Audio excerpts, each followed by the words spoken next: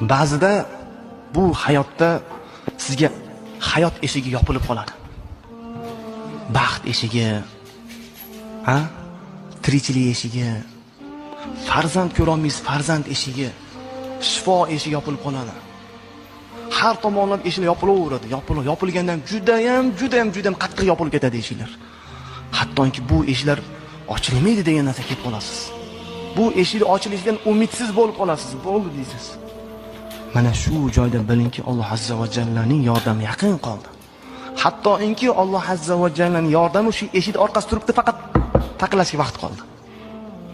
Shuning uchun biling, sizni chorangiz, imkoningiz qanchalik oz bo'lsa, shunchalik Alloh azza va jalla sizga yordamlarni, najotlarni yog'dirib tashlaydi. Faqat Robbingizdan bog'lanish kerak. Shuning uchun birodar,